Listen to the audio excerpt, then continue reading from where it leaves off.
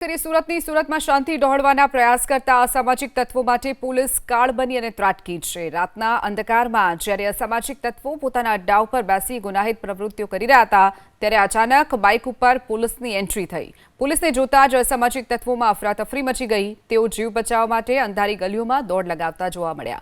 સામાન્ય રીતે પોલીસ વિભાગમાં ડીસીપી સ્તરના અધિકારીઓ પોતાની સરકારી એસી ગાડીમાં ડ્રાઈવર અને સુરક્ષાકર્મીઓ સાથે પેટ્રોલિંગ કરતા નજરે પડતા હોય છે, પરંતુ સુરતના ઝોન 2ના મહિલા DCP doctor Kanan Desai lady Singham અંદાજમાં સરકારી ગાડી છોડી અને પોલીસકર્મીની બાઇક પાછળ બેસી પેટ્રોલિંગ પર નીકળ્યા।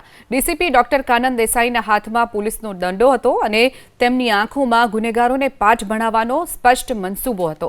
એક ઉચ્ચ મહિલા અધિકારી આ રીતે રાત્રિના સમયે સાધારણ બાઇક પર પેટ્રોલિંગ કરતા જોઈ અને સામાન્ય નાગરિકોમાં પણ સુરક્ષાની ભાવના જન્મી છે।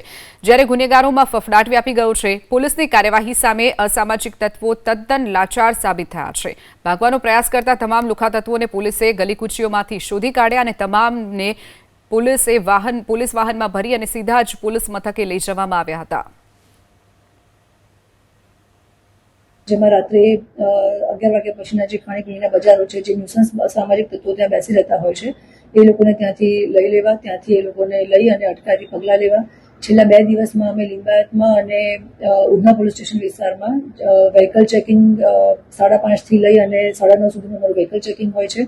9:30 પછી 10ની આસપાસ 10 વાગ્યા પછી અમે જ્યારે 11 વાગે બજાર બંધ કરવા માટે જઈએ છીએ ત્યારે તમામ વિસ્તારમાં ખાણીપીણીના બજાર જે ન્યુસન્સ બેઠા હોય છે, જે અસામાજિક તત્વો બેસેલા હોય છે, એ લોકોને અમે લોકો ત્યાંથી લઈ અને અટકાયતી પગલાં પણ લેતા હોઈએ છીએ।